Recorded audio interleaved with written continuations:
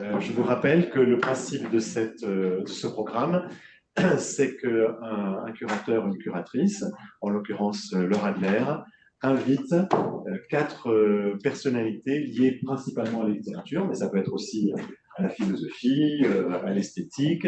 Et donc Laure vient avec son autrice, et cet événement est lié à un programme de cours, puisque Laurence Marie organise pendant l'année un cours où les étudiantes et les étudiants étudient les livres de l'auteur qui vient.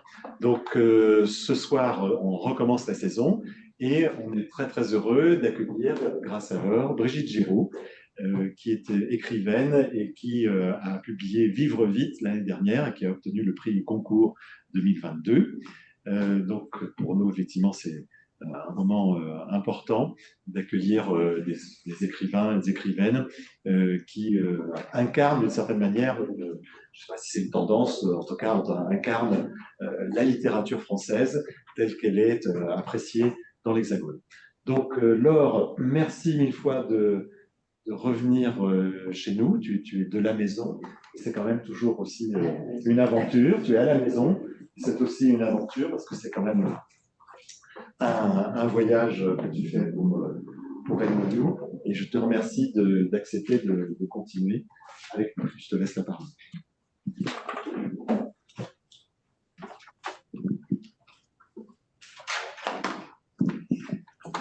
Ben c'est moi qui suis très heureuse d'être ici, de revenir ici, à la fois avec effectivement des écrivaines, des philosophes, des spécialistes d'esthétique, de philosophie politique et surtout de littérature. Et c'est vrai que l'écriture de Brigitte Giraud me captive depuis extrêmement longtemps. Ça fait d'ailleurs pas mal d'années que Brigitte a commencé à écrire.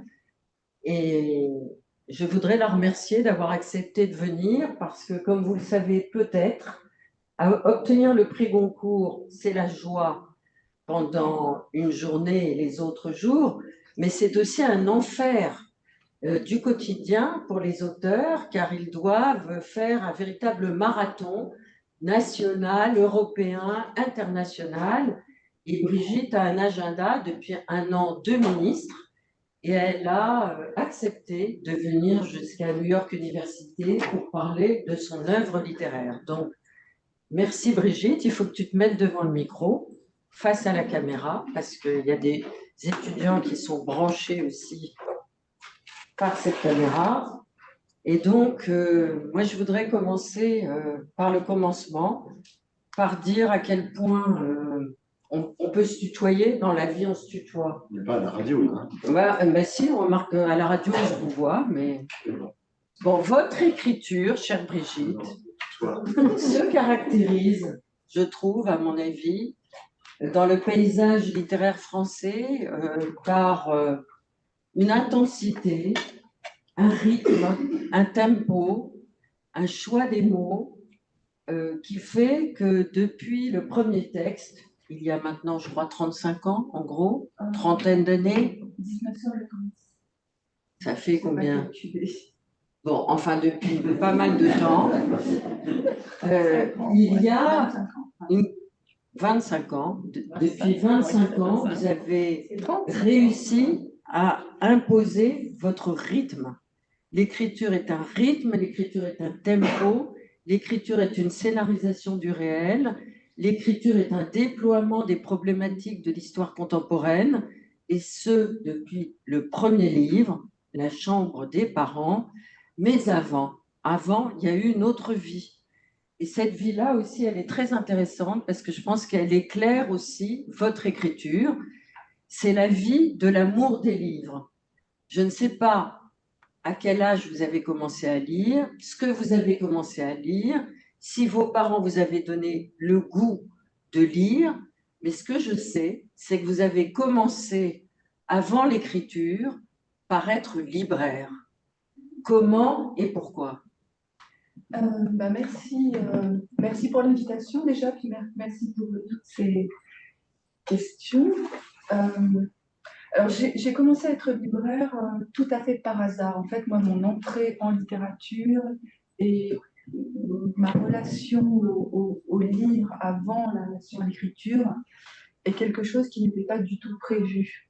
Je viens d'une famille dans laquelle il n'y avait pas de livre, dans laquelle il n'y avait pas de culture, dans laquelle il n'y avait pas cette transmission culturelle. Ce qui n'était pas forcément très grave parce que ça m'a obligée à aller chercher hors de la maison. Je ne vivais pas dans la maison. Et en allant chercher hors de la maison, ça veut dire faire des rencontres. Donc il y a eu déjà la danse et la gymnastique de compétition qui ont été peut-être l'apprentissage du lien au corps avant l'apprentissage du lien au mot, même si à mon avis tout est évidemment lié. J'ai eu d'abord besoin de bouger physiquement et j'ai toujours besoin de bouger physiquement.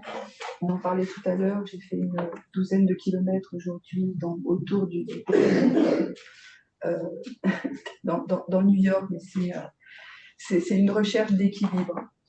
Et je suis venue à la librairie tout simplement parce qu'en sortant de l'université, j'ai vécu à Lyon, je vis toujours à Lyon. Je n'avais pas du tout idée que j'aurais pu devenir écrivaine ou que j'aurais pu me diriger vers un cursus de lettres, par exemple. Je n'ai pas du tout fait d'études de lettres, j'ai fait des études d'anglais, même si ça ne se remarque pas, ça ne se remarque plus tellement, d'allemand, un peu de russe, un peu d'arabe. Parce que je pensais être interprète, être traductrice ou interprète. Et je me suis rendu compte, maintenant que j'écris, que le rapport à l'interprétariat ou à la traduction, c'est la même chose que l'écriture. C'est écrire, c'est essayer de traduire et d'être au plus juste. C'est une recherche de justesse qui correspond à une situation, à un état, à une équation quelconque. Et en sortant de l'université, je suis d'abord partie à Londres, surtout pour la musique. Ensuite, je suis partie vivre en Allemagne. Et c'est au retour, j'ai poussé la porte d'une librairie qui recherchait quelqu'un. Et la raison pour laquelle la librairie m'a recrutée, c'est pas du tout pour les qualités, comme connaissances littéraires, j'en avais aucune. Le libraire m'a posé 3 questions. Il m'a demandé qui a écrit Le vieil homme et la mer. Je savais que c'était Hemingway. Qui a écrit Vendredi ou les larmes du Pacifique. Je savais que c'était Tournier. Et par contre, une question qu'il m'a posée, qui a écrit Le rivage des Sirtes. Et à l'époque, j'avais 20 ans, je n'avais jamais entendu parler de Julien Gracq. Donc vraiment, je n'étais pas du tout une potentielle bonne libraire. Par contre, il m'a recrutée pour une chose tout à fait annexe, c'est que je ne savais taper à la machine. Parce qu'à l'université, j'avais pris l'option, à l'époque on disait dactylo, parce que ma mère était secrétaire. Donc c'est un parcours qui est totalement hybride, totalement zigzag, et en travaillant dans cette librairie pendant une année, c'est là que j'ai découvert le monde, et tout est parti de là. Oui, mais être libraire, ça veut dire aimer lire, aimer conseiller des livres, aménager l'espace de la librairie en une espèce de grotte qui permettent aux personnes qui osent rentrer dans la librairie, parce que je rappelle qu'il y a encore des gens qui n'osent pas rentrer dans les librairies parce qu'ils ont peur du savoir, ils ont peur d'être illégitimes dans ces espaces un peu sanctuarisés. En tout cas, en France, encore aujourd'hui, il y a des gens qui ne franchiraient jamais la porte d'une librairie. Donc, c'est une sorte d'apprivoisement, de confiance donnée à l'autre qui va rentrer dans un espace qui a été aménagé pour elle ou pour lui. Qu'est-ce qui s'est passé dans ce rapport où tout d'un coup, vous n'étiez pas seulement quelqu'un qui alliait acheter un livre, mais qui alliait conseiller un livre et qui allait peut-être donner le goût de lire à des personnes qui ne l'avaient jamais eu. Oui, ce qu'il a fallu faire d'abord, avant de pouvoir conseiller, c'était déjà de m'approprier ce monde-là, tout ce monde qui était nouveau, de m'approprier la littérature française et étrangère, de m'approprier les arts, l'architecture, la musique, l'histoire du cinéma, de m'approprier l'histoire de la psychanalyse, de la sociologie, etc. Ça veut dire qu'en très peu de temps, c'est pour ça que je dis, c'est comme si le monde entier entrait dans dans mon environnement. Et ce qui est extraordinaire, c'est qu'en travaillant dans une librairie, vous avez ce droit qui est un droit absolument sublime, inégalable. Vous avez le droit de repartir le soir chez vous avec tout un tas de livres que vous pouvez lire. Et il y a eu 1 année et demie pendant laquelle j'ai passé absolument toutes mes soirées à faire l'éducation que je n'avais pas reçue, ni au lycée, ni à l'université, ni dans mon environnement familial et amical. Les seules connaissances assez pointues que j'avais, c'était l'histoire, c'était le rapport à la musique punk, et puis au début de la new wave et au post-punk, c'était ce qui donnait du sens à mon existence avant de rencontrer le reste du monde. Alors, tout ça n'explique pas ni pourquoi, ni comment, tout d'un coup, parce qu'il faut préciser que Brigitte aussi, non seulement a été libraire, mais a imaginé un grand festival de littérature, où donc là, de nouveau, son rôle a évolué à l'intérieur du paysage intellectuel français, et où elle a eu la charge d'inviter des auteurs, de les faire parler, de les transmettre. Donc, pourquoi ces différentes étapes? Est-ce que ces étapes ont permis l'accessibilité à, comme Alice au Pays des Merveilles, à tout d'un coup passer de l'autre côté du miroir? À force d'en savoir et d'en savoir et d'en savoir dans les différents domaines, vous parliez de la psychanalyse, des essais, de la littérature étrangère, de l'écriture française, qu'est-ce qui s'est passé? Comment s'est opéré le déclic? Ce qui s'est passé, c'est qu'il y avait un animal qui me intriguait particulièrement, qui s'appelle un écrivain, en fait. J'avais l'impression que c'était là que ça se passait, et à force de lire de la littérature, bon, j'étais encore assez jeune, j'avais 25 ans, j'ai trouvé dans les textes de littérature un écho, évidemment, à toutes les questions, et tout le malaise, toutes les questions que je me posais, et tout le malaise qui était le mien, en fait. La littérature est quand même l'endroit qui vient vous renseigner sur comment survivre à, je sais pas, à tout ce qui est compliqué, comment font les autres pour supporter l'existence, comment ils font pour la traverser, comment ils font pour en sortir, comment ils font pour dépasser ce qui est difficile dans l'existence, comment ils font pour... la littérature nous parle, on va dire, de 5 grands thèmes. C'est l'amour, c'est la guerre, c'est rentrer de la guerre, c'est le retour, c'est la mort et comment on se remet ou pas de cette traversée-là, c'est l'exil. Bon, voilà, tout est quasiment continu, et puis c'est la tragédie familiale au sens large. Donc c'était une frénésie de lecture pour essayer de comprendre davantage, et très vite j'ai eu envie d'entendre des écrivains parler de ce qui se passe pour eux, comment ils deviennent écrivains, comment ils construisent un livre, qui sont ces animaux qui disparaissaient derrière les textes. Oui, mais on y arrive peut-être petit à petit, mais on n'y est pas encore, à savoir comment s'est opéré ce basculement. J'ai oublié de dire quelque chose en début de cette introduction. J'ai oublié de dire que vous êtes né en Algérie, que l'Algérie occupe une place prépondérante à l'intérieur de votre travail, et ce, dans plusieurs textes, et que la notion d'exil traverse aussi la plupart de vos histoires. Et que je crois que le patrimoine littéraire algérien a beaucoup compté, à la fois littéraire, mais aussi musical, a beaucoup compté et compte encore aujourd'hui à l'intérieur de votre processus de création. Je pense que l'écriture a à voir très probablement avec le silence. Je peux peut-être dire les choses comme cela. Je n'ai jamais vraiment formulé de cette façon, mais avec un silence écrasant qui était le silence dans ma famille, et notamment le silence de mon père, qui avait été appelé pour faire la guerre d'Algérie. À l'époque, on ne parlait pas d'une guerre, mais En France, on parlait des événements ou d'une opération de maintien de l'ordre.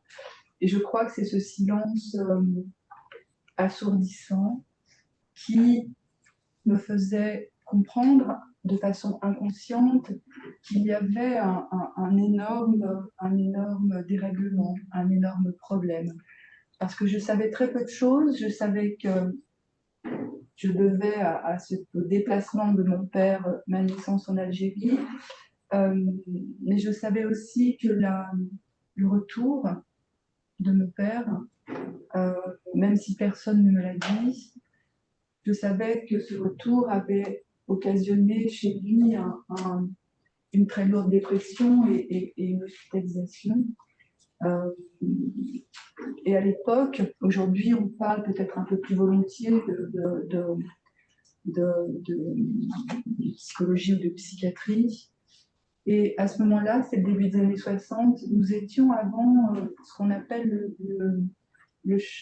l'étude du choc post-traumatique qui s'est fait après la guerre du Vietnam. Et pendant la guerre d'Algérie, la psychiatrie n'était pas encore tout à fait prête pour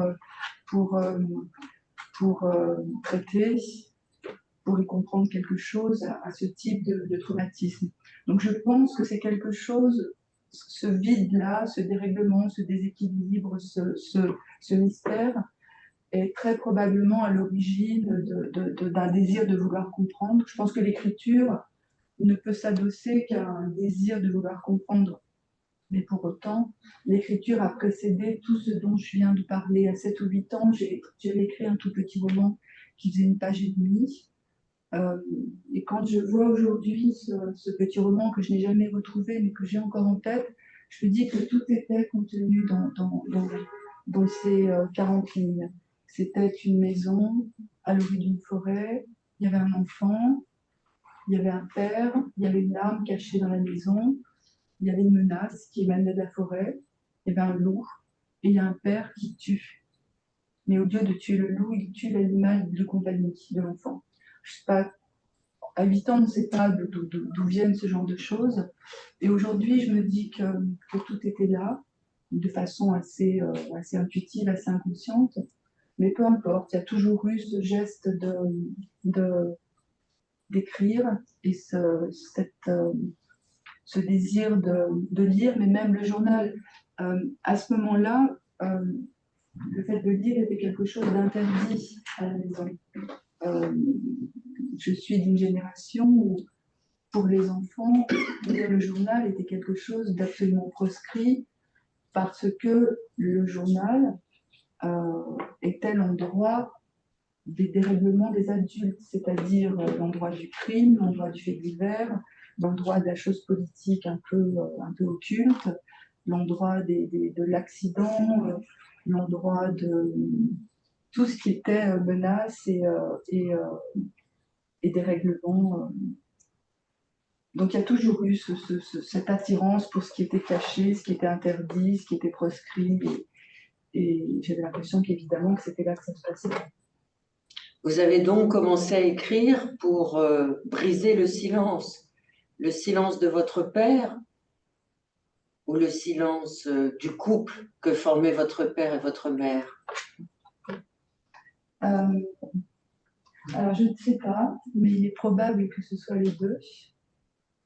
Je ne me suis jamais formulée de cette façon, mais le premier roman, en effet, s'appelle La chambre des parents.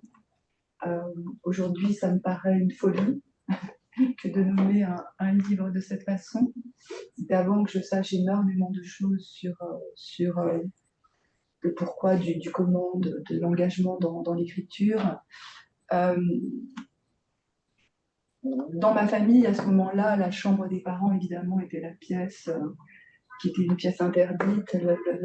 La seule possibilité que j'avais d'y pénétrer, c'est quand ma mère me demandait d'aller chercher des serviettes propres dans l'armoire, dans la grande armoire à glace. Et je me souviens de cette grande armoire à glace que j'étais autorisée à ouvrir à ce moment-là. Et la façon dont les piles étaient extrêmement bien rangées. C'est sidérant de ce rangement tellement effrayant. avec des piles rectilignes de gants de toilette, de serviettes de table, de serviettes de toilette, et puis les deux autres grands battants qui étaient des battants dans lesquels était rangé le linge des parents, d'un côté la mère, d'un côté le père. C'est la première fois que je parle de ça. Il a fallu que je vienne à New York pour parler de cette armoire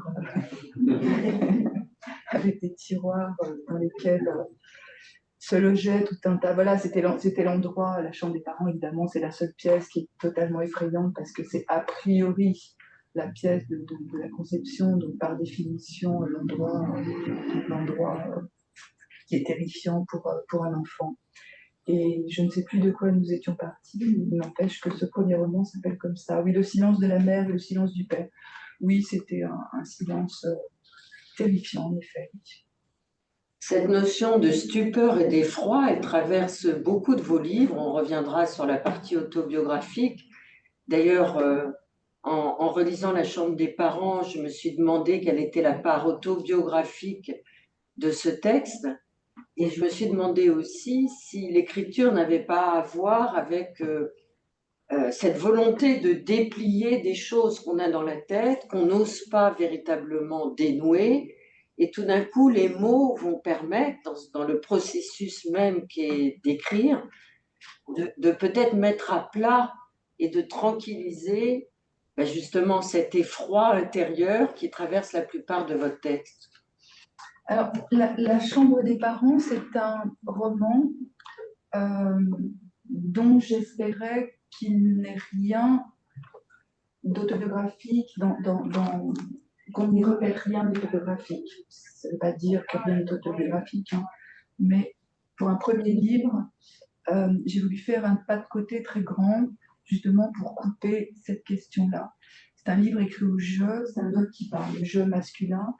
C'est l'histoire d'un homme qui est qui est sur le point de sortir de prison après 12 ans d'incarcération parce qu'il a tué son père. C'est un livre qui pose la question du retour, encore une fois, cette histoire de retour. C'est pas tant le temps d'incarcération et de privation de liberté qui m'intéressait, encore que le possible retour et l'effroi de revenir à la vie d'avant sans le père, puisque seule la mère est encore là pour éventuellement l'accueillir. Ce rapport à la privation de liberté, c'est une façon de regarder un homme dans sa nudité la plus profonde, en fait. C'est-à-dire privé d'action, privé de lien avec les autres, privé d'avenir, et simplement face à un passé qu'il lui faut peut-être apprendre à reconsidérer, si tant est que le temps en prison est un temps qui permet cela. C'était l'objectif de la création de l'emprisonnement. Hein. Au départ, c'était l'idée d'isoler les hommes pour qu'ils aient le temps de comprendre et de s'amender. C'est devenu autre chose. Hein. Les prisons sont devenues ce qu'on sait, c'est-à-dire des espaces surpeuplés qui ne permettent absolument pas de remplir ce contrat d'origine. Donc c'était un livre qui essaye d'avancer sur ce fil et qui essaye de comprendre aussi comment ce jeune homme en était venu à tuer son père. C'est un livre qui parle du fait de tuer le père. Alors, vous parlez de la privation, on va y revenir à cette privation parce qu'on peut dire que c'est une thématique obsessionnelle, privé du présent, privé de l'amour, privé de la possibilité de continuer à vivre, tourments intérieurs. Mais il y a aussi, vous l'avez dit au tout début de ce moment, il y a aussi une problématique d'habiter son corps et de faire corps à corps avec l'écriture.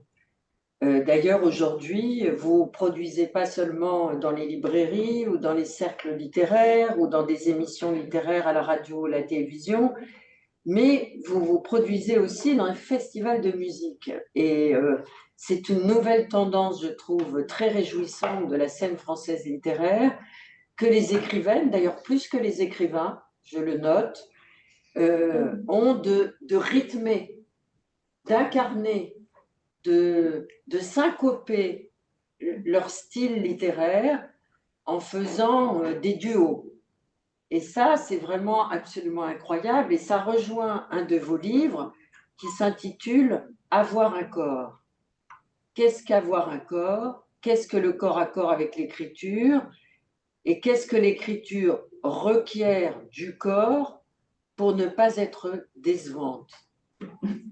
Pour ne pas être décevante, oui, c'est par rapport à soi.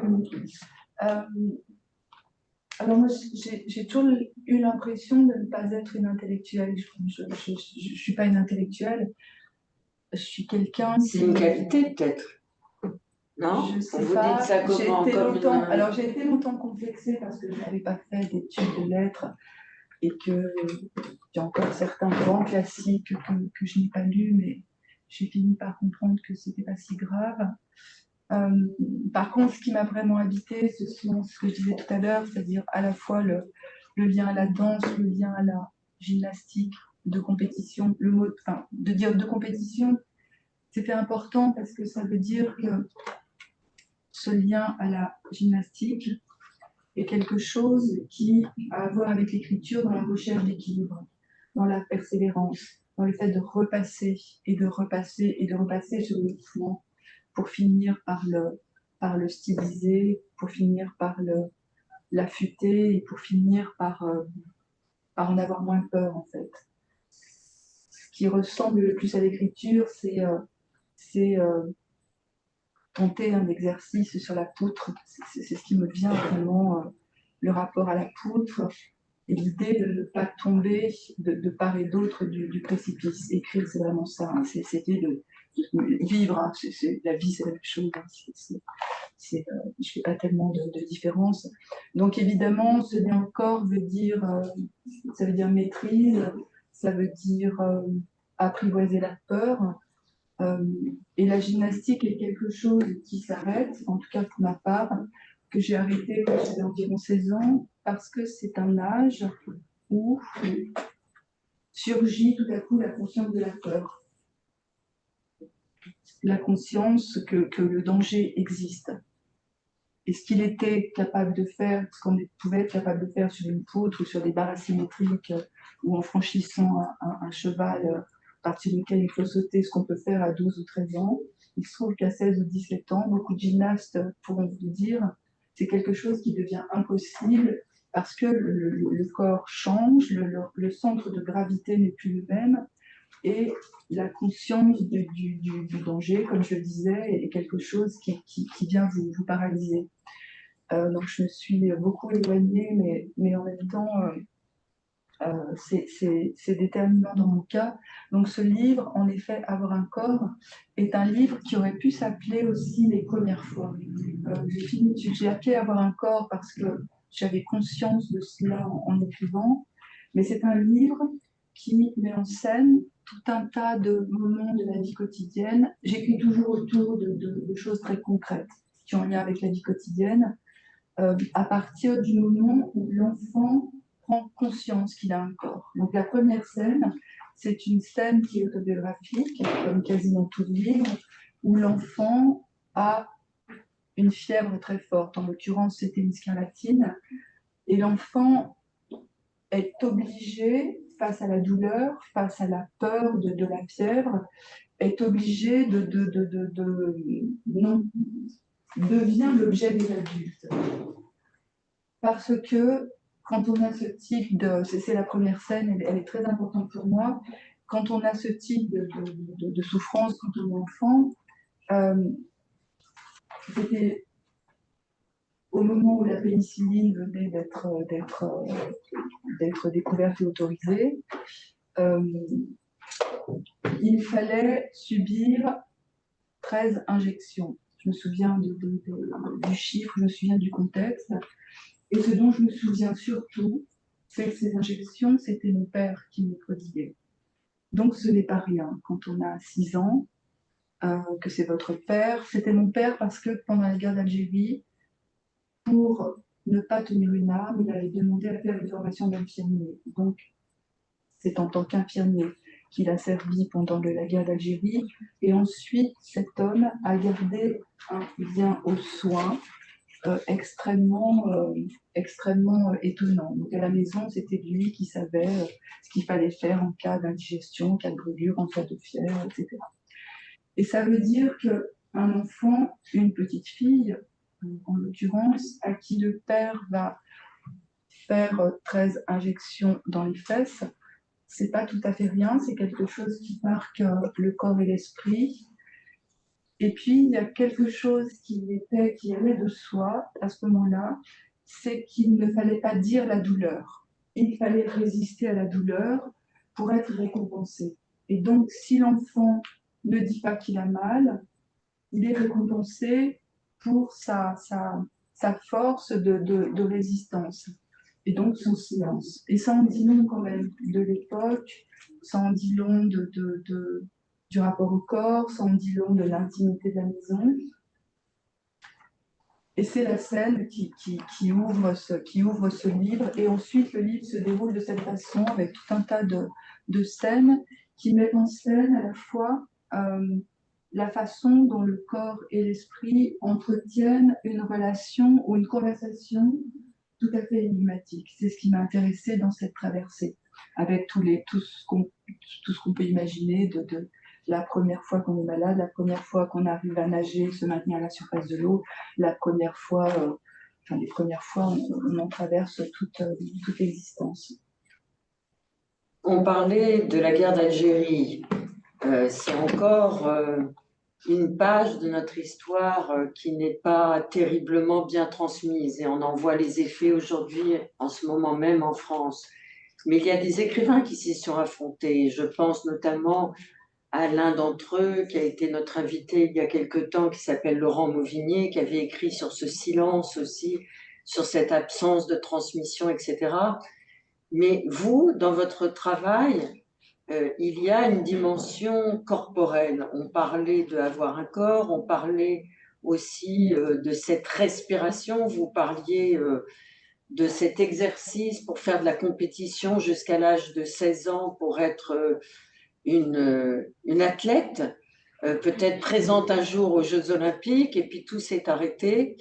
Mais finalement, à l'intérieur du déploiement de votre œuvre, qu'elle soit en fiction, en récit, en nouvelles, et on reviendra sur les nouvelles, parce que les nouvelles sont importantes à l'intérieur de votre corpus littéraire, il y a quelque chose qui corsette le tout, c'est votre style dont on parlait au tout début.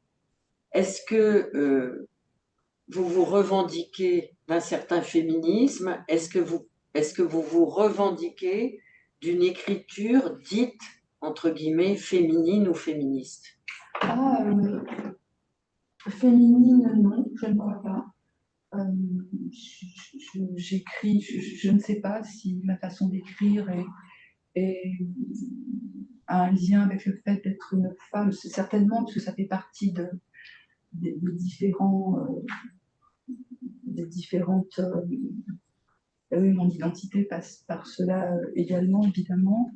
Après, féministe, oui, nécessairement, forcément. Ben non, pas forcément. Hein. Il y a des écrivaines qui ne le sont pas. Hein. Oui, il y a des écrivaines qui le sont pas, il y a des écrivains qui ne le sont pas, il y en a qui le sont. Donc oui, mais de façon presque inconsciente, pas de façon revendiquée au effort. C'est-à-dire que je n'ai jamais commencé un livre, l'écriture d'un livre, mue par le désir de dire quelque chose, de prouver quelque chose. Je crois que tout est très intuitif, le féminisme comme le reste. Donc,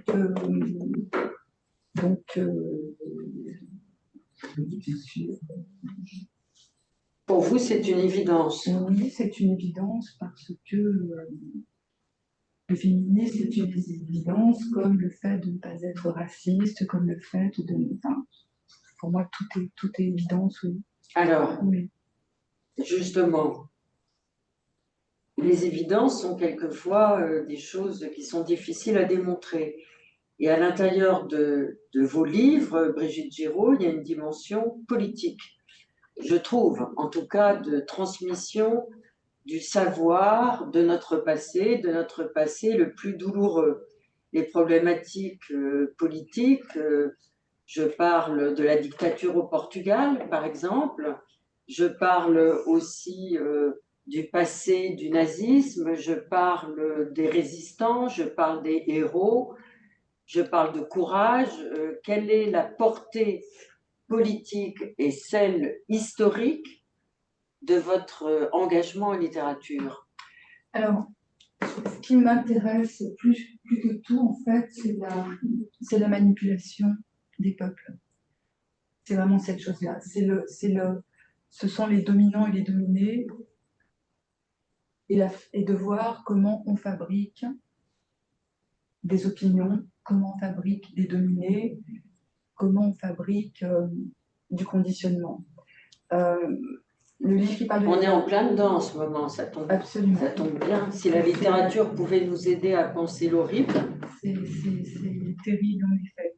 Le livre sur la guerre d'Algérie, Un loup pour l'homme, donc comme je vous le disais, c'est un livre que j'ai écrit parce que il me fallait finir par pouvoir demander à mon père certaines choses pour comprendre le silence ou comprendre ce qu'il avait pu vivre.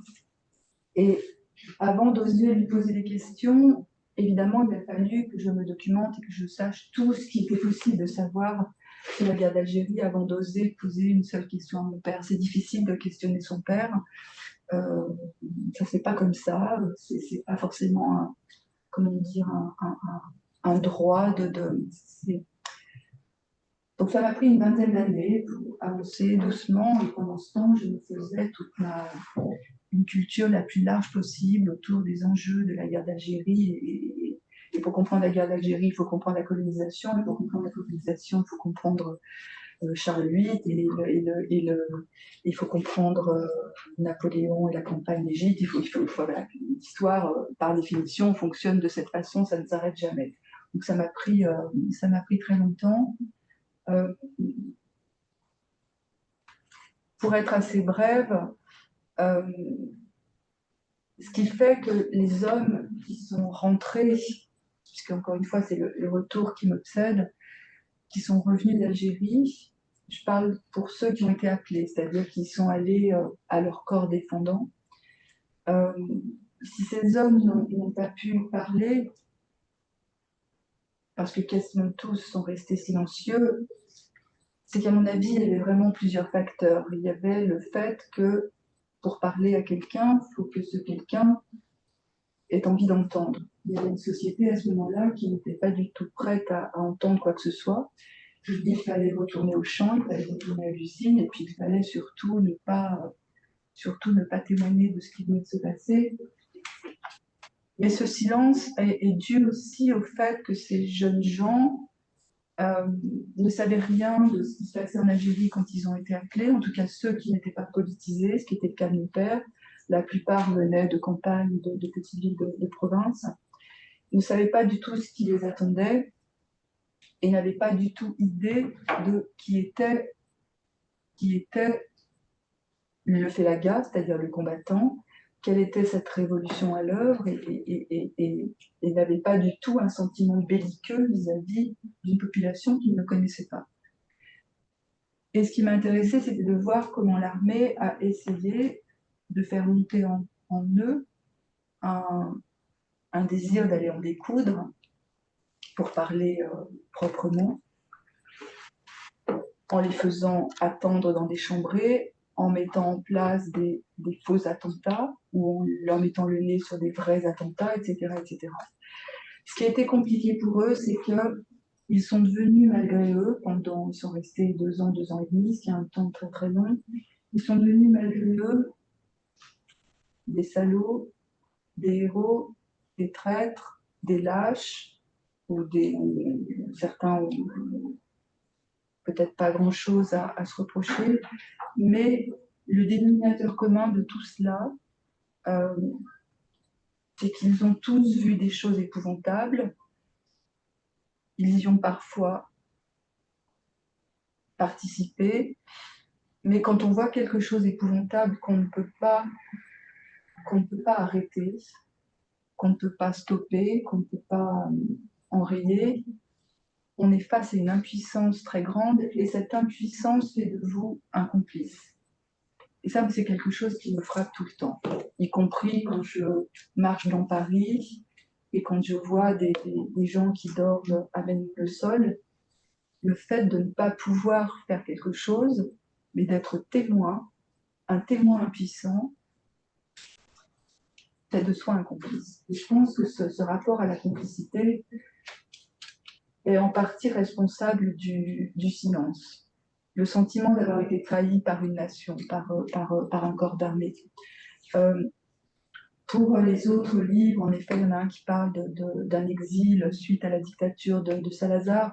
Je suis intéressée, puisque c'était la dernière dictature d'Europe, essayer de voir comment ça s'est passé et comment les gens ont en partie fui vers la France. Là aussi, c'est un lien à la comment on crée une opinion, comment on manipule un type d'opinion. Qu'est-ce qui fait que certaines personnes étaient avec Salazar et qu'est-ce qui fait que d'autres sont partis en exil? C'est vraiment c'est toujours la question quand il se passe ce genre de choses. Il y a un roman qui s'appelle Jour de courage, qui s'intéresse aux autodafés qui ont été commis pendant la montée du nazisme. Cette histoire d'autodafé m'a vraiment requise. J'ai commencé à écrire le livre il y a 4 ou 5 ans, au moment où des autodafés commençaient à revenir en Europe et de par le monde. Et je me suis dit, mais comment ça a commencé? Quelle a été la mécanique?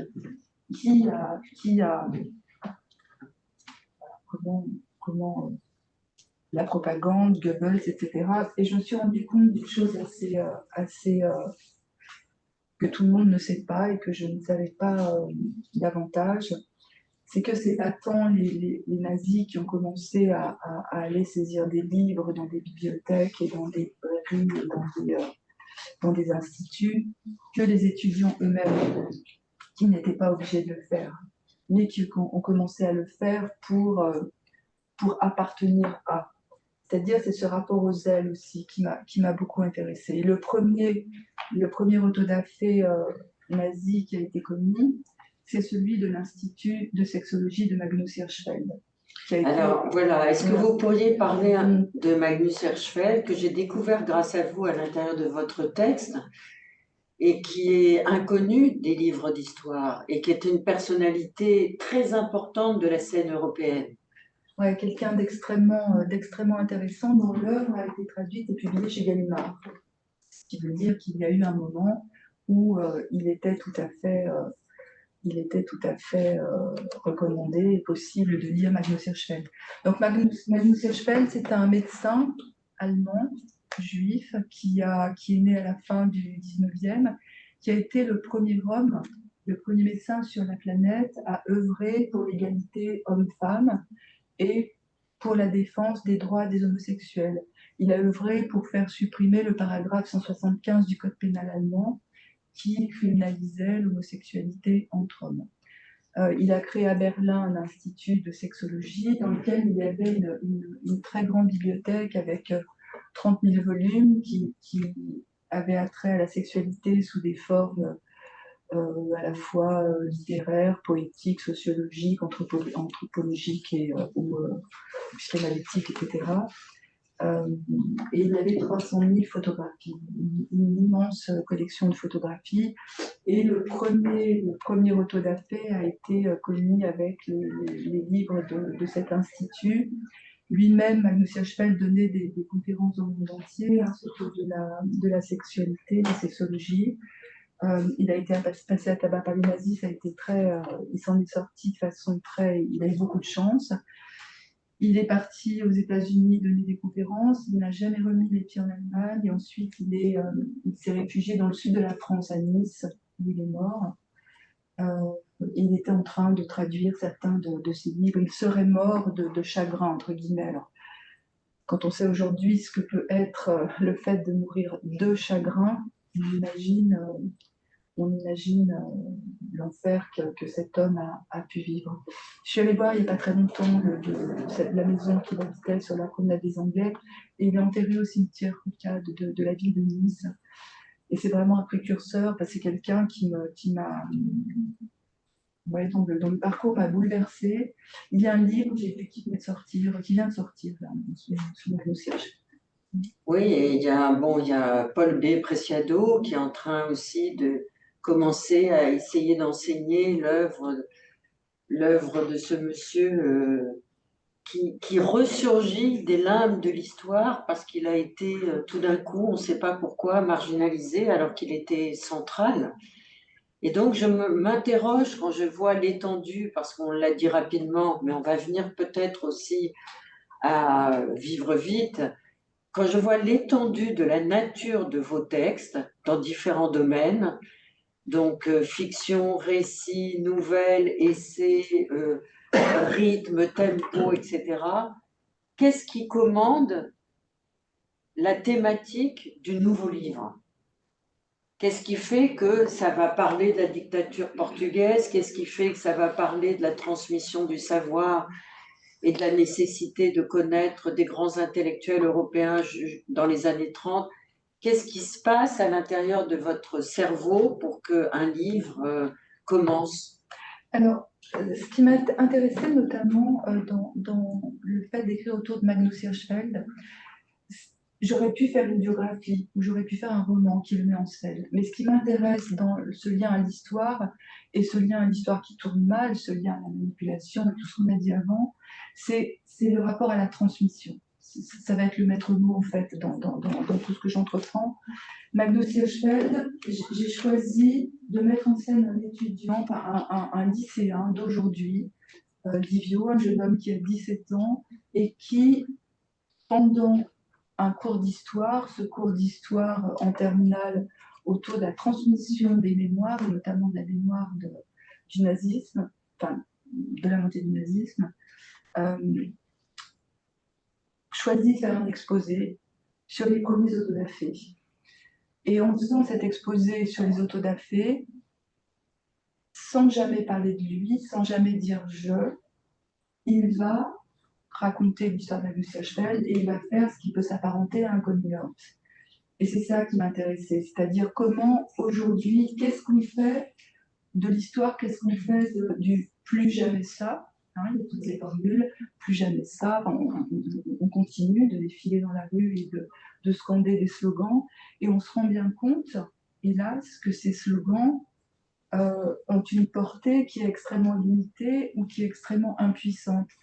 Et c'est cette impuissance-là à transmettre davantage, comment nos sociétés n'arrivent pas à transmettre davantage, et qu'est-ce qui fait que l'histoire est un éternel recommencement avec les abominations que l'on sait, que ce soit en ce moment ou que ce soit dans les années précédentes. Donc c'est vraiment ce rapport aux jeunes gens d'aujourd'hui. Dans tous mes romans, ce sont des adolescents ou des post-adolescents qui sont mis en scène, quasiment toujours. Des jeunes gens qui se coltinent avec l'héritage et qui se coltinent avec une transmission qui leur tombe dessus et qu'ils essayent de transformer à leur époque et avec lesquels ils essayent de combattre, en fait. Donc, les thèmes des livres s'imposent simplement parce que quand je publie un livre, il y a toujours un pan du livre précédent qui n'a pas pu être exploré. Je termine toujours un livre en me disant « là, t'as pas pu aller là parce qu'il fallait que je me concentre, que j'essaye de me concentrer sur ce autour de quoi je suis en train d'écrire. » Et puis, il y a des ramifications. Un livre, c'est une suite de ramifications. Et parfois, il y a une ramification qui se met à me passionner et j'en fais la plupart du temps mon prochain livre si je vois que 2 ou 3 ans après, cette ramification a pris toute la place dans mon cerveau. Et puis, il y a vous, Brigitte Giraud. Il y a vous avec votre cœur, votre corps, votre effroi, votre peur, mais aussi le chagrin, la douleur, la souffrance, la perte, l'absence, le vide, le temps qui se suspend, l'impossibilité de continuer à respirer. Je me souviens encore, et je ne suis pas la seule, nous sommes nombreux et nombreux à nous souvenir de ce qui nous est arrivé en tant que lectrices et lecteurs quand, il y a longtemps, nous avons ouvert un nouveau livre de vous qui ne ressemblait pas tout à fait aux autres, mais qui pourtant était dans la continuité de la nécessité de votre écriture. C'était vous et la perte de votre amour. Perte violente, perte qui ne s'est pas réparée avec l'écriture de ce texte, mais perte qui a permis que cette souffrance, elle se propage comme, vous savez, comme quand on lance un galet sur une mare tranquille et que ça fait des cercles. Vous nous avez enflammés, vous nous avez fait rentrer dans le cercle de votre souffrance. Cette écriture-là, l'écriture du malheur, l'écriture de la perte, l'écriture du plus jamais, elle s'est imposée dans quelle temporalité? Et après, on viendra vivre vite.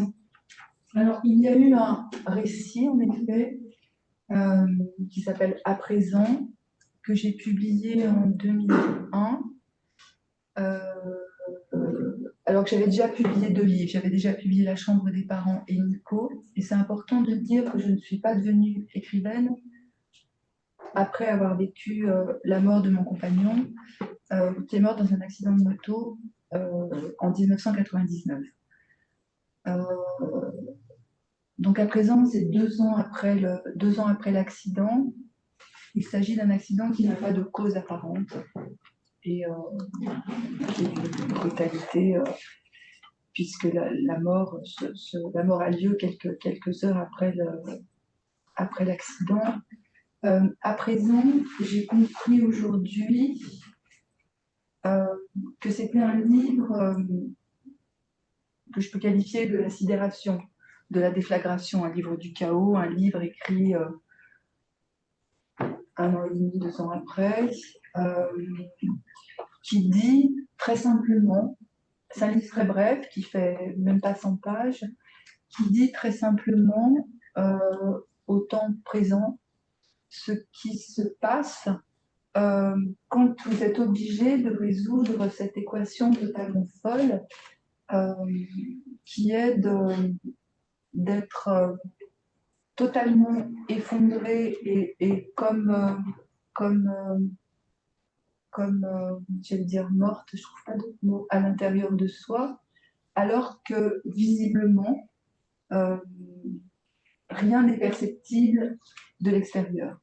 Et je parle de la première semaine, cette fameuse semaine entre le moment où l'accident a lieu, où j'apprends la mort, jusqu'au moment où la disparition, on dit du corps, quand quelqu'un est mort, je parle de ça aussi, on ne peut plus dire son nom, on dit le corps est mis en terre, jusqu'à la disparition effective du corps. Donc ça joue sur, le livre court sur 1 semaine, et de façon totalement extravagante, il se trouve que c'est pendant cette semaine que vous avez le plus de choses à accomplir, des choses extrêmement concrètes, comme tout ce lien, que ce soit l'hôpital, que ce soit les pompes funèbres, que ce soit les vêtements, que ce soit comment vous dites à votre petit garçon, que ce soit les parents, que ce soit que choisir pour les obsèques, est-ce que c'est mise en terre, crémation, vous savez pas.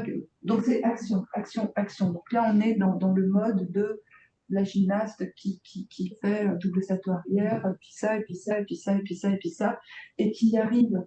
Ce qui est totalement sidérant, c'est que il se passe quelque chose à l'intérieur de votre être et de votre cerveau qui s'appelle le déni, en fait, une forme de quelque chose qui vous protège. C'est ce rapport au dédoublement de soi aussi, qui fait que l'effondrement absolu n'empêche pas d'être d'une totale clairvoyance pour accomplir tout ce qu'il y a à accomplir, tout en sachant que vous avez là aussi franchi le miroir et que vous êtes de l'autre côté et que vous regardez agir. Ce livre parle de ça. Donc ça, c'était une première phase de l'écriture de cet accident, il y a maintenant plus de 20 ans. Et puis, donc le dernier livre, on ne l'attendait pas, ce livre-là de Brigitte Giraud, pour vous dire la vérité. Et quand il est arrivé, ça a été une assez grande stupéfaction. D'abord une reconnaissance du style, de l'économie d'écriture de Brigitte qui lui appartient en propre, cette cadence qui vient de la musique, qui vient du punk, qui vient... Et Claude, son amoureux, était aussi complètement immergé dans le monde de la musique. C'était aussi votre vie quotidienne, c'était d'aller écouter de la musique, d'avoir des amis musiciens, d'être dans ce bruit du monde très syncopé et qui reste syncopé grâce à votre écriture, Brigitte. Mais là, avec Vivre vite, il y a aussi, donc 20 ans après, il y a une reprise, pas seulement de la douleur, pas seulement de la souffrance, mais il y a une espèce de volonté, alors quasi philosophique, de vouloir s'attaquer au temps qui est passé pour essayer de capturer ce présent de l'accident, 20 ans auparavant, pour essayer d'élucider. Et il y a aussi, mais je m'arrête là parce que il y a aussi la prise en charge totale, affirmative, naïve presque, innocente en tout cas, du conditionnel. Et si? Et s'il n'avait pas pris la moto? Et s'il n'avait pas acheté la moto? Et si je lui avais dit que le café, il aurait dû en reprendre un autre, etc. Et si, et si, et si? C'est quoi ceci? Alors, comme je vous le disais tout à l'heure, il s'agit d'un accident qui n'a pas de cause apparente. Donc, un accident qui n'a pas de cause apparente, ça crée un cerveau qui n'en finit pas de galoper avec des questions, des questions, des questions, des questions, puisqu'on ne sait pas et on ne saura jamais ce qui s'est passé. Alors, quand je publie à présent en 2001, à ce moment-là, je sais très bien, et c'est très net pour moi, je sais très bien que le livre, je sais très bien que je ne l'ai pas écrit. Je sais très bien que j'ai fait quelque chose comme ça, que j'ai pas pu faire autre chose à ce moment-là. Je me dis aujourd'hui que ce premier récit à présent a permis peut-être juste une chose, c'est de me réapproprier une histoire que je n'ai pas choisi de vivre. Parce qu'en fait, et d'inverser le rapport de domination et de soumission. Je vais vous parler de domination et de soumission. Quand ce genre d'événement surgit dans votre existence, vous êtes dans une soumission totale. Soumission à l'événement, vous n'êtes d'accord avec rien, ni avec la mort, ni avec... Et vous n'êtes pas d'accord avec le récit qu'en font les autres, avec le récit qu'en fait le chirurgien qui vous raconte des choses totalement folles, avec le récit qu'en fait le prêtre le jour des obsèques, c'est encore plus fou, avec le récit qu'en font vos parents, tout le monde a une version qui vous paraît extravagante. Alors, en écrivant à présent, peut-être que j'inverse ce processus et comme je n'ai rien choisi, la seule chose que je choisis, c'est peut-être les quelques mots que j'assemble pour donner ce qui peut ressembler à ma version. Donc ça, on est en 2001. Je sais qu'il me faudra...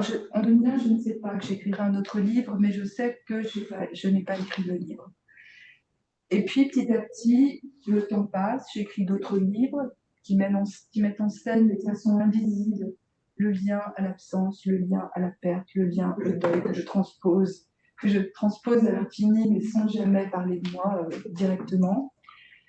Et pendant ce temps, je mène une enquête, je mène des enquêtes, je mène une enquête intime, je mène une enquête à la fois sociologique, historique, politique, à tous les endroits, parce qu'il y a plusieurs choses énormes qui concernent cette histoire d'accident. Parce que j'ai remarqué que les jours et les semaines, et même les mois qui ont précédé l'accident, rien ne s'est passé comme prévu. Il n'y a eu que des dysfonctionnements totalement flagrants et totalement foutraques. Je sais, par exemple, que j'ai voulu acheter une maison, une vieille maison de ville à retaper, dans notre quartier, et que j'ai vraiment contrarié le destin, ce qu'on peut appeler contrarier le destin, parce que cette maison n'était pas à vendre, parce que je me suis entêtée, là aussi j'ai fait des doubles saltos arrière, mais d'une autre façon, j'avais tous les voyants au rouge et j'ai essayé de transformer cette chose-là. Et la maison est au cœur de ce qui a provoqué l'accident, par une sorte de mécanique qui serait trop longue à expliquer, mais qui fait l'objet du livre. Il y a un autre événement qui est extrêmement important, c'est la moto. Il se trouve que cette moto n'était pas une moto qui appartenait à mon compagnon, c'était la moto de mon frère, donc là, il se met en jeu toute la mécanique familiale, si on peut dire, le frère qui était hors champ et qui arrive au premier poste. Et cette moto, qui va être l'objet d'un prêt de façon totale, quelque chose de totalement incroyable, c'était 1900 Honda CBR Fireblade, lame de feu, qui était fabriquée au Japon, puisque Honda, mais interdite au Japon parce que jugée trop dangereuse, voilà, évidemment. Et c'est là que ça commence. C'est-à-dire qu'il y a cette maison que j'ai voulu acheter alors qu'elle n'était pas à vendre, maison dans laquelle Jean Moulin avait organisé des réunions. On est sur la commune Caluire-et-Cuire, près de Lyon, qui est la commune où Jean Moulin a été arrêté. Donc il y a un rapport avec la résistance, il y a un rapport avec des parachutistes anglais, il y a une cache d'armes au fond du jardin, un texte suffisamment fou pour m'exciter et puis pour faire que je veuille acheter cette maison. Cette histoire de moto qui est totalement folle, le déplacement à Paris que je change in extremis, le coup de fil quand je suis à Paris, je dors chez mon ami, ce coup de fil que je dois passer, que je ne passe pas. C'est-à-dire qu'on est dans un dysfonctionnement absolu. Là, je vous donne quelques éléments qui font l'objet pour moi de l'écriture de 23 chapitres qui commencent tous par « si ». Parce qu'en effet, le « si » émet des hypothèses. Ce qui aurait dû se passer, c'est pas ce qui s'est passé. Même Stephen King, qui a eu un accident et qui est dans le livre 3 jours avant, n'aurait peut-être pas dû survivre à son accident, ce qui aurait pu alerter. Enfin voilà, je mets en scène ce livre de cette façon parce que j'ai besoin d'essayer de comprendre l'incompréhensible. J'ai besoin d'essayer peut-être de redonner à cette histoire une autre façon de se terminer. Et les 23 chapitres qui commencent par « si » sont comme 23 pièces d'un puzzle.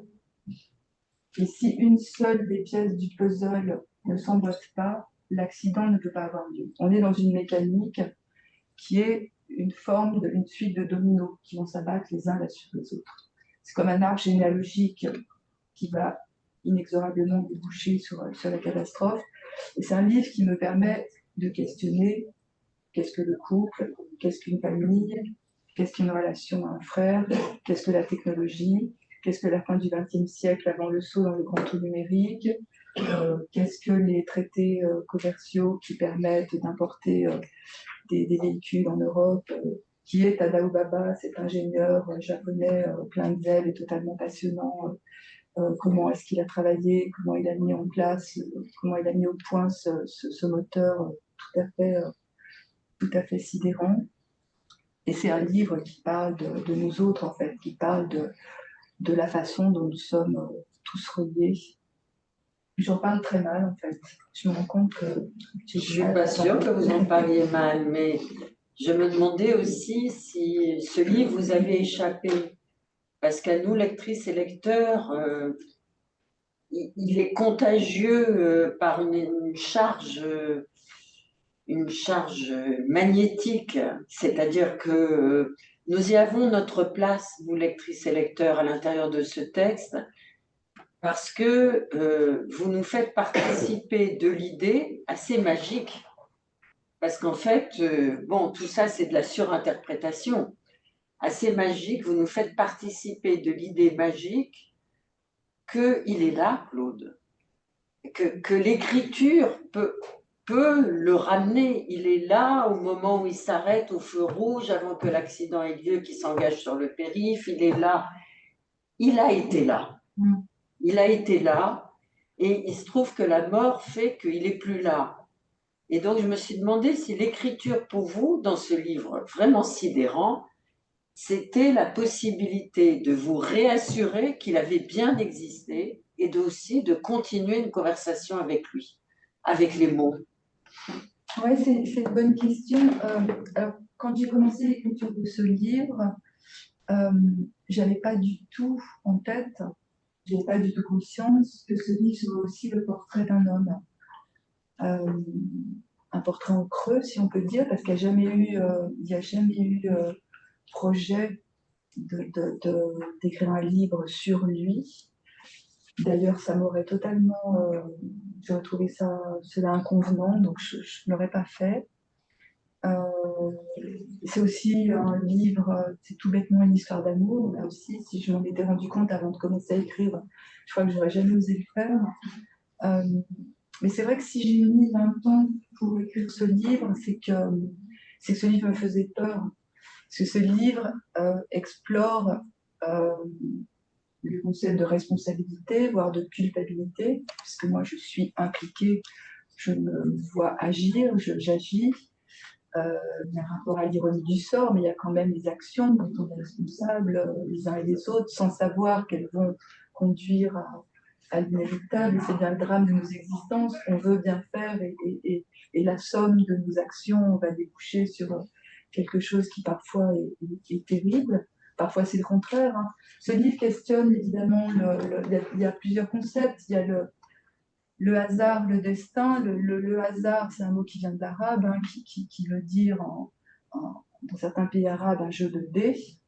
Le destin, bon, le mektoub, qui veut dire c'était écrit, donc j'essaie de voir si c'était écrit, parce que ça a l'air d'être tellement bien ordonné, cette suite de domino là-dessus, ça paraît totalement sidérant. Et puis, entre ces deux notions, qui sont des notions totalement, comment dire, des concepts, qu'on ne peut évidemment pas vérifier, il y a un troisième concept qui est très intéressant, qui est ce qu'on appelle le déterminisme social, politique, géographique, c'est le portrait d'une ville, c'est le portrait d'une époque, c'est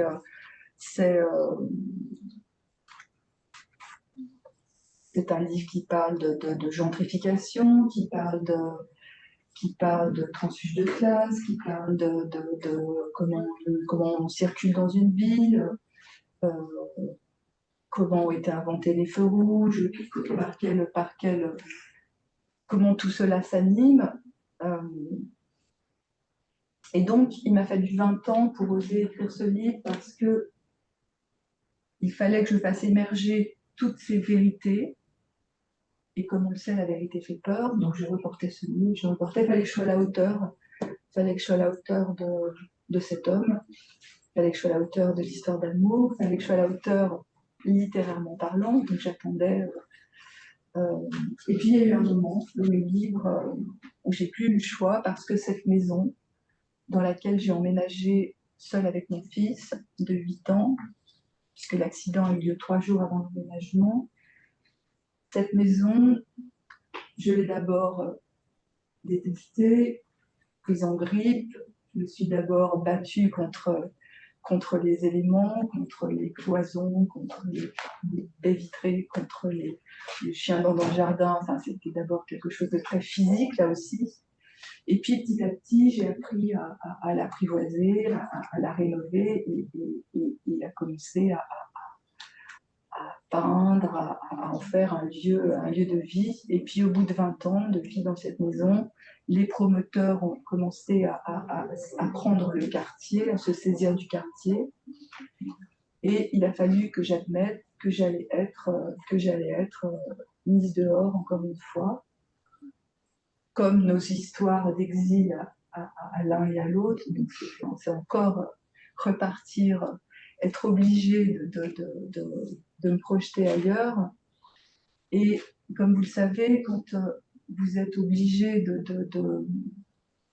d'imaginer une vie ailleurs, ça crée un déséquilibre très fort.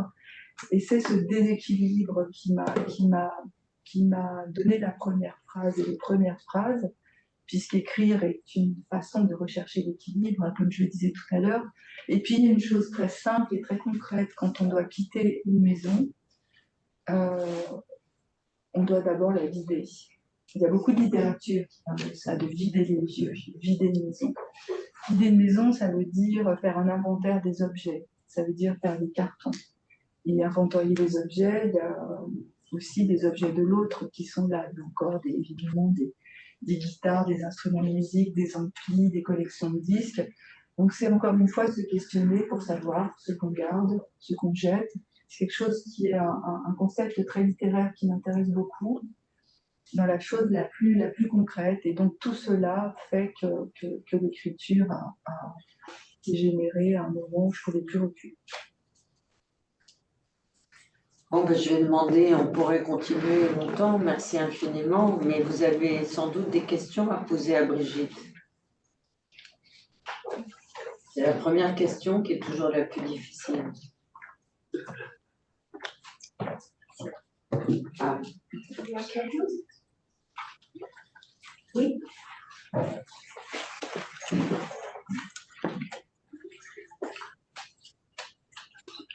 Merci beaucoup.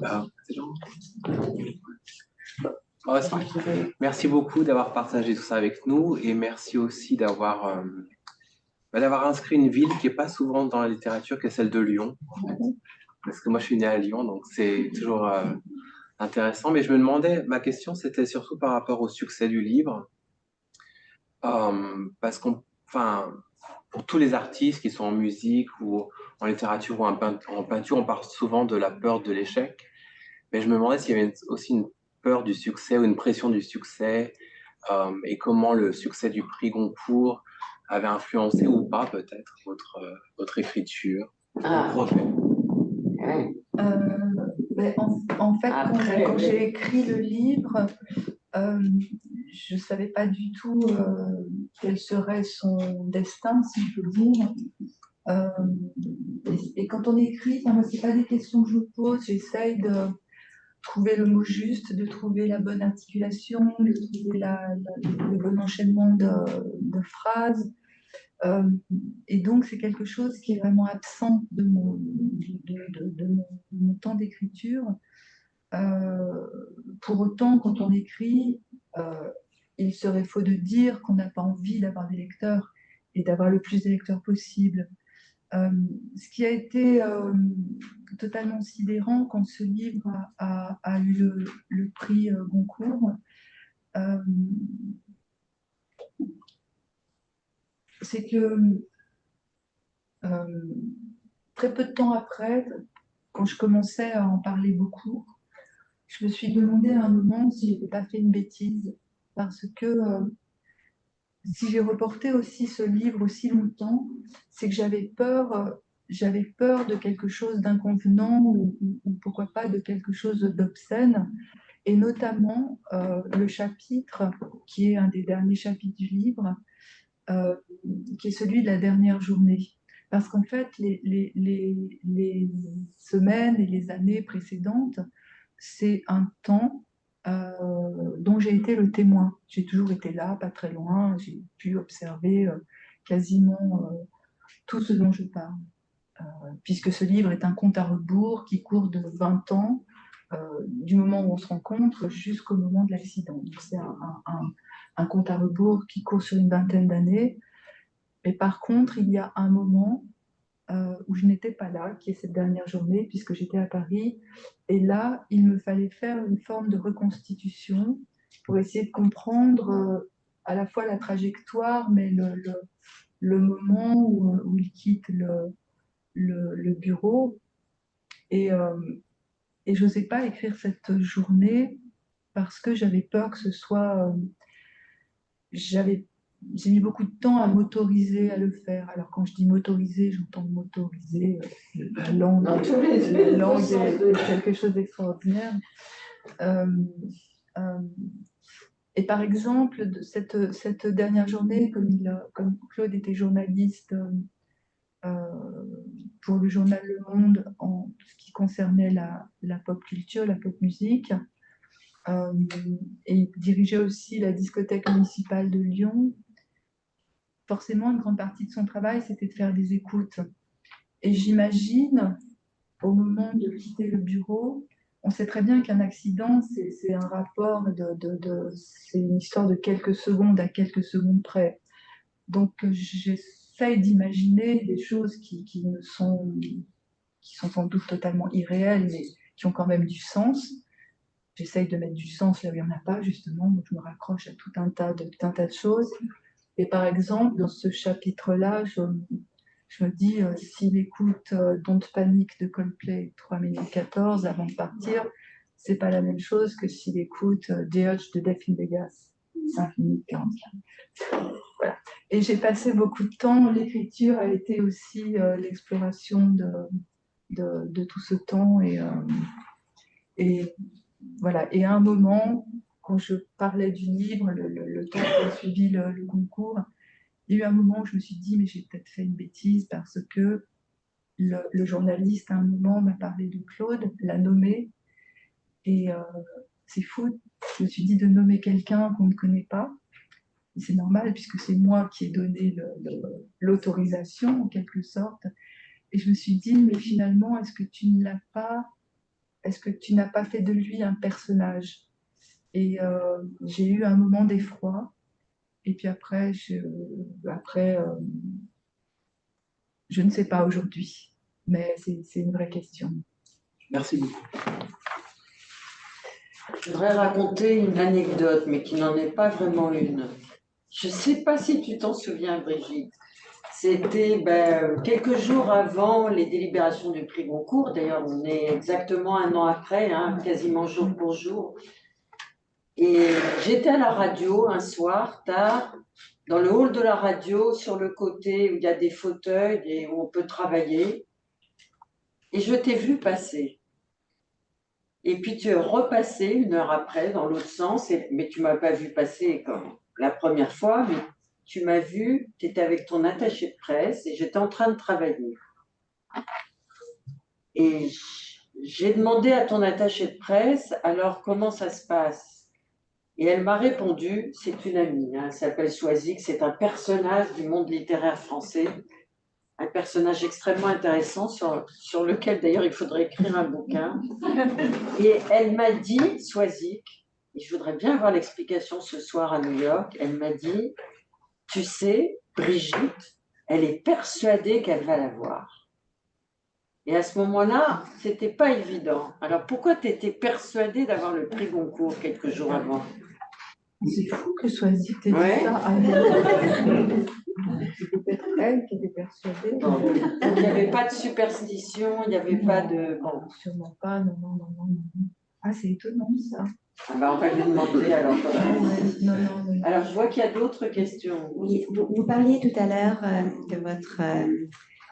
du fait que la gymnastique, l'expression corporelle vous procurait de l'énergie et un rythme, et aussi bien la musique. En tant qu'écrivaine, quel est votre rythme d'écriture? Quelle est la discipline que vous vous donnez pour écrire? Combien d'heures par jour? Tous les jours, pas tous les jours, le matin, le soir, la nuit, en musique, sans musique, enfermé, pas enfermé, dans un musée comme Leila Slimani qui passe toute une nuit dans ce musée à Venise. quel est votre rythme? Quel est votre... Alors, contrairement à l'époque où je faisais de la gymnastique, où c'était 2 heures tous les soirs, 6 jours sur 7, 2 à 3 heures, là, je suis très, très, très, très bordélique. Ça m'angoisse tellement de m'y mettre que j'attends le dernier moment dans la journée. C'est-à-dire, au-delà de 15 heures, je me dis que c'est quand même plus tellement raisonnable. Donc, je m'y mets vers 15 heures. Quand je suis en période d'écriture d'un livre, là, par exemple, je n'ai pas écrit depuis décembre 2021. Oui, c'est ça.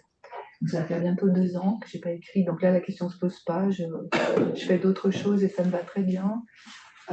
J'écris pas tout le temps. Entre 2 livres, il y a toujours un temps un petit peu long. Et quand je suis vraiment en période d'écriture, c'est 2 ou 3 jours par semaine, peut-être 3 jours par semaine. C'est un peu n'importe quoi. Mais c'est la plupart du temps chez moi. C'est toujours chez moi. J'avais en tout cas un petit bureau, une toute petite pièce, le dos tourné à la fenêtre. Parce que contrairement aux personnes qui pensent que les beaux paysages sont susceptibles de générer de l'inspiration. D'ailleurs, le mot inspiration, je ne sais pas ce que ça veut dire, mais c'est étrange, hein, ce mot inspiration. Comme si la beauté pouvait générer de l'inspiration. Non, c'est quelque chose qui est tellement intérieur que voilà, donc c'est tout simple. Pas de musique, non, vraiment du calme. Je pourrais pas écrire dans le train, je pourrais pas. Ce qui est très compliqué dans l'écriture, quand vous êtes en train d'écrire un livre, c'est de revenir à ce qui s'est passé la veille. Si tant est que la veille, il s'est passé quelque chose, donc de revenir dans le même état. Et cet état ne se dévoile ou ne s'acquiert qu'au bout de quelques temps. Donc on sait que le début est difficile parce qu'il ne se passe pas grand-chose et c'est pas quelque chose de mécanique, c'est quelque chose d'assez étrange. Puis il y a des jours où je peux écrire et je sais que je vais jeter. On sait très bien ce qui est pas quand on n'atteint pas le quoi, je sais pas le quoi. Et vous avez tout de suite une idée des chapitres, de la façon dont ils vont se dérouler, de l'ordre des chapitres, ou vous faites des petits post-it un peu partout et après, non Alors, ça dépend les livres. Il y a des livres, par exemple, on parlait d'à présent tout à l'heure, ce récit qui fait 90 pages. C'est un livre étonnamment, enfin je dis étonnamment parce que ça m'étonne moi, que j'ai écrit, on va dire dans l'ordre d'un bout à l'autre, quasiment sans rature et sans revenir dessus. Il n'y a pas de règle. Mais en général, je ne fais pas de plan. Je ne fais jamais de plan parce que si je sais déjà ce qui va se passer, déjà, ça ne m'intéresse plus. Ce que j'aime, c'est trouver ce que je ne cherche pas, en fait. Évidemment, c'est se surprendre soi-même et se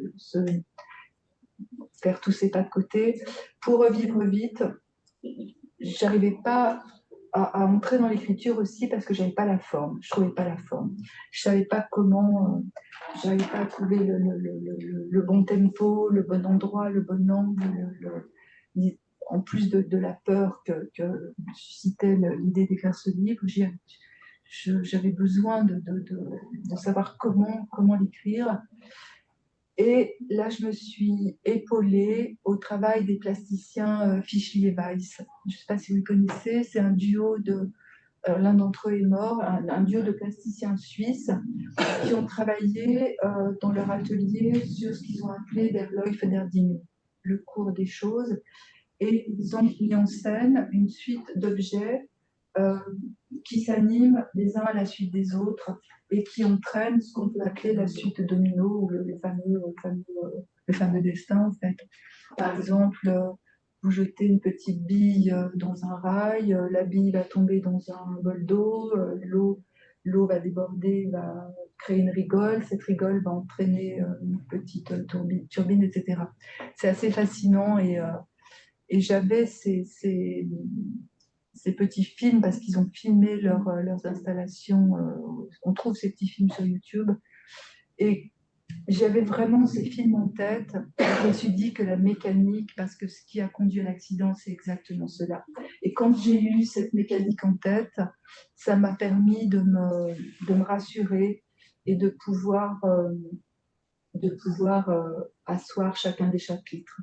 Donc c'était soit ce puzzle dont je vous ai parlé, soit cette mécanique plastique. C'est souvent quelque chose de plastique que j'ai dans la tête pour écrire.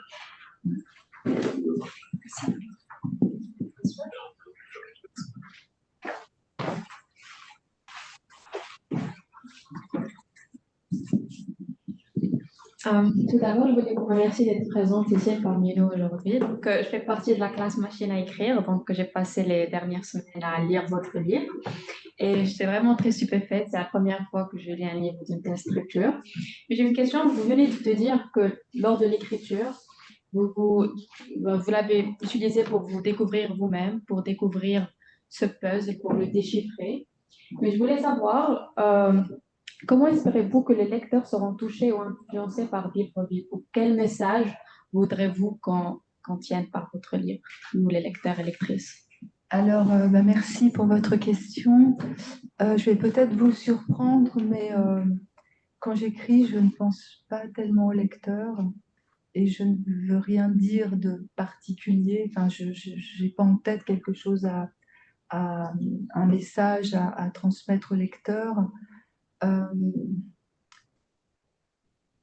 Même si j'avais malgré tout en tête ce rapport au c'était écrit ou pas, ce rapport au destin, parce que je sais, et les lecteurs me l'ont dit très fréquemment, que c'est quelque chose qui concerne tout le monde, qu'il y ait accident ou qu'il n'y ait pas accident d'ailleurs.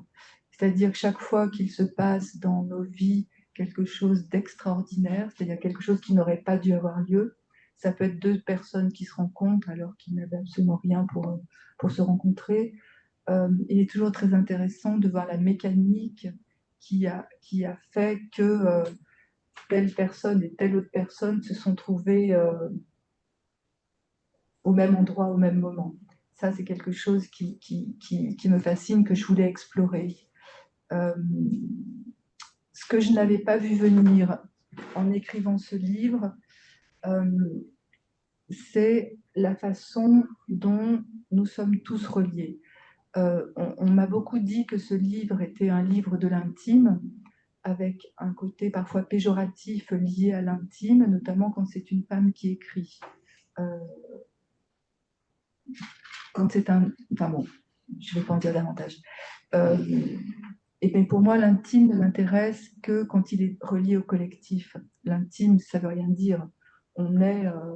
on évolue dans une époque, dans un système politique, dans un type de société, avec une place dans une famille, avec un type de technologie autour de soi. L'intime, enfin, pour moi, ça ne veut pas dire grand-chose. Et en travaillant sur le livre, après avoir écrit le chapitre autour de la maison, enfin les 2 premiers chapitres autour de la maison, pourquoi acheter cette maison, etc. Ce qui arrive très vite, c'est que je me mets à enquêter autour du lieu sur lequel a lieu l'accident, puisque je me retrouve avec un rapport de police sur lequel il y a très peu d'informations, il y a plus de questions que de réponses. Il y a évidemment le jour et l'heure, et puis il y a le lieu qui est un angle de rue. Et l'accident a lieu devant l'hôtel 5 étoiles le Reine Astrid. Et jusqu'à présent, je ne savais pas vraiment ce qu'avait vécu la Reine Astrid.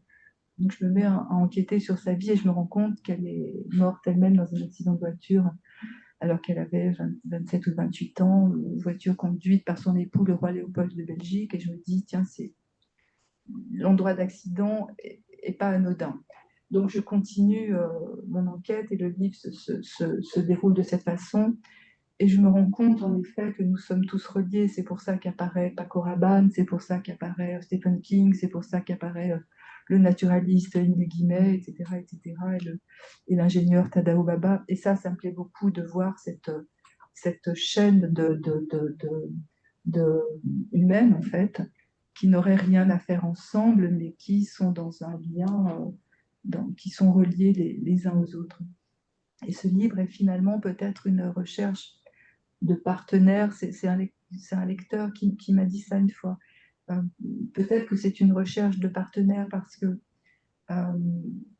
ça, je ne voulais pas le dire au lecteur parce que j'en avais pas conscience avant l'écriture du livre, donc je n'aurais pas du tout pu transmettre un quelconque message autour de ça, mais ce qui est sûr, c'est que je sais qu'il existe différentes sortes de deuil. C'est une thématique, si on peut dire, que j'avais explorée en écrivant le livre Une année étrangère. Il y a des deuils qui sont des deuils intimes, isolés, face à un événement qui n'a pas de sens. Qui n'a pas de sens vis-à-vis de l'histoire, par exemple. Un accident de moto, ça n'a pas de sens. Glisser sur une peau de banane, ça n'a pas de sens. C'est extrêmement... ça génère un type de deuil particulier qui se range du côté de l'invisibilité.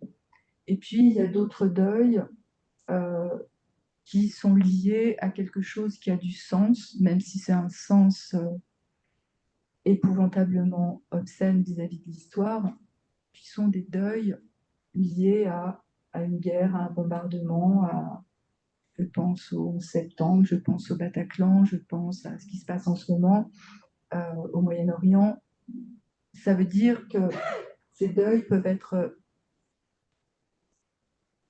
les personnes touchées par ces deuils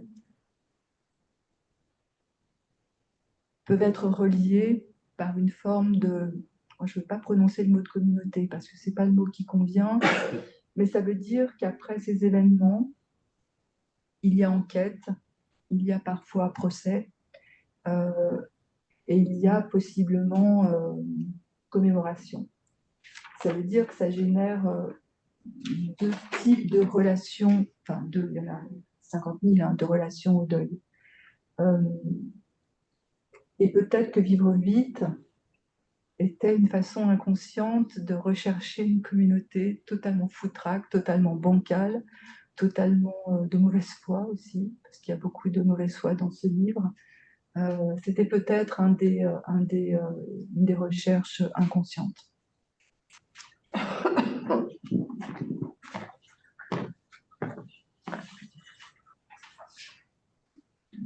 Merci beaucoup. J'étais frappé que vous citiez Fischli et Weiss, parce que moi j'ai tout de suite pensé quand je vous ai lu à leur travail. Parce que et je me demandais si sur ces questions de causalité, vous aviez aussi en tête des auteurs du XVIIIe siècle, parce que sur cette question de l'ironie, alors pas sur des circonstances tragiques, quoi, mais aussi bien Jacques le Fataliste ou Candide pour se moquer de... Bah oui, ça ne pouvait pas être autrement, voilà, ouais, c'est ça. Est-ce que vous aviez ça aussi un peu oui, je l'avais en tête, mais de façon assez diffuse, en fait. Oui, parce qu'il y a toute une littérature, ou aussi la littérature, une certaine littérature d'Europe de l'Est, une certaine littérature arabe, il y a pas mal de littérature qui met en scène tout un tas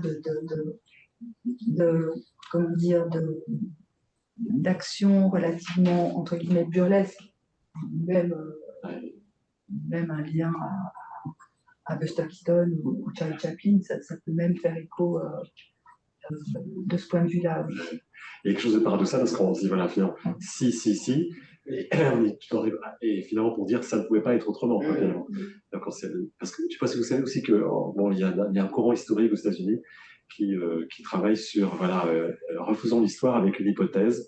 S'il n'y avait pas eu ceci, si ça n'était pas arrivé, si Christophe Colomb n'était pas arrivé, ou juste comme ça, il y a des historiens comme ça qui font un peu de la fiction sur ce type d'hypothèse du si. Ouais, j'ai entendu parler de cela. J'ai vu qu'il y avait un essai publié par Pierre Bayard ces jours. Ah oui, c'est sûr. Voilà, c'est encore autre chose, mais c'est vrai qu'on peut...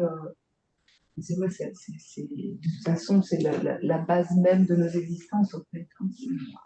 C'est vertigineux. Donc, s'il n'y a pas d'autres questions, si, il y en a une.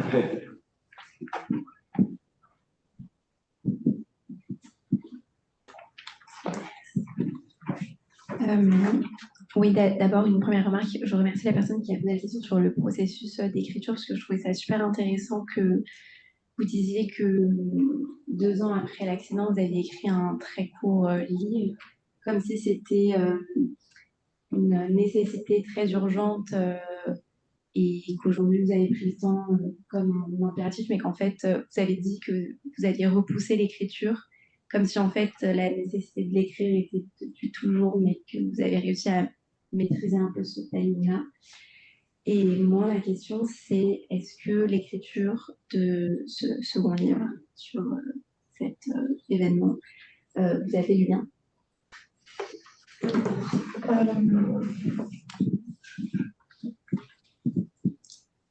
Alors,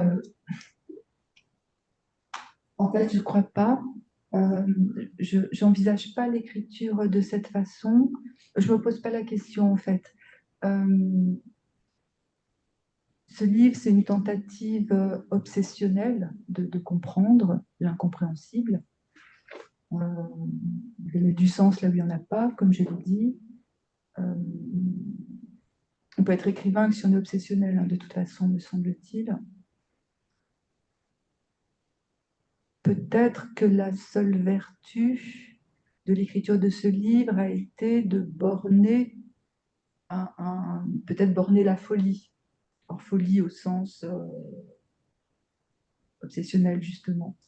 Ce qui a été difficile, c'est de ne garder que 23 chapitres et de ne pas en garder 3000. C'était plutôt ça l'enjeu de ce livre. Alors, il y avait une deuxième partie à ce livre que j'ai supprimée 3 semaines avant qu'on envoie tout ça à l'impression. Donc, au départ, c'était un gros livre pour moi, de 450 pages. Il y avait le compte à rebours de 20 ans jusqu'à l'accident, c'est-à-dire le moment de la rencontre jusqu'à l'accident.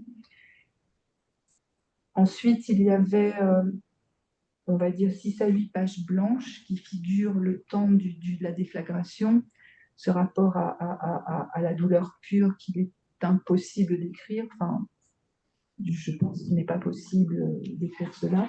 Et puis ensuite, le livre se dépliait à nouveau sur les 20 ans depuis l'accident jusqu'à aujourd'hui. Et j'aimais beaucoup l'idée de cet objet plastique, encore une fois, c'est-à-dire les 20 ans avant, les 20 ans après, les pages blanches au milieu, qui s'ouvriraient comme ça, de cette façon-là. Et dans les 20 ans depuis l'accident jusqu'à aujourd'hui, c'était un texte qui était fragmentaire, avec tout un tas de petits chapitres, qui parlait véritablement de ce qu'est le deuil. Mais vraiment.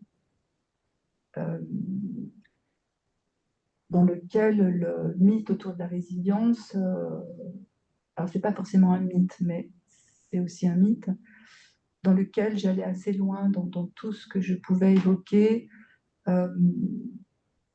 autour de la question du deuil, parce que le deuil est quelque chose qui, pour moi en tout cas, a un lien avec une métamorphose, et la façon dont il faut accomplir cette métamorphose engendre des multiples dysfonctionnements et oblige à reconsidérer absolument tous les plans de la relation liés à la relation humaine, c'est-à-dire le lien aux autres, le lien au lieu, le lien à la famille, le lien à l'argent, le lien à la maternité, le lien à la paternité, absolument tout. Cet énorme chantier.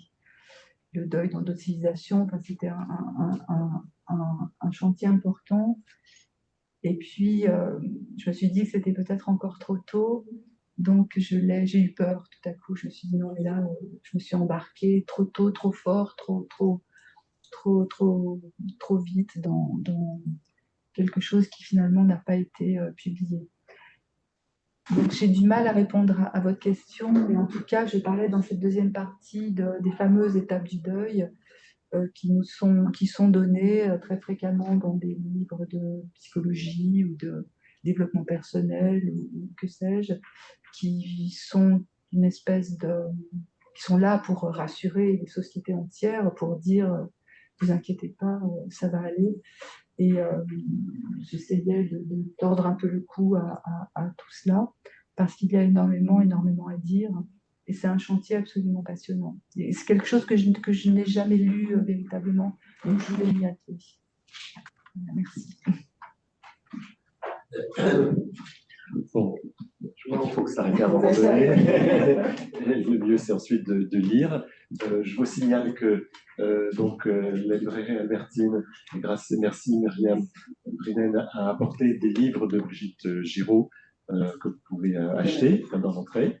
Je voudrais dire aussi que le prochain rendez-vous que nous propose Laure, c'est avec le dramaturge Wajdi Mouawad, qui sera là donc le 14 décembre. Et c'est le moment de remercier beaucoup Brigitte et Laure.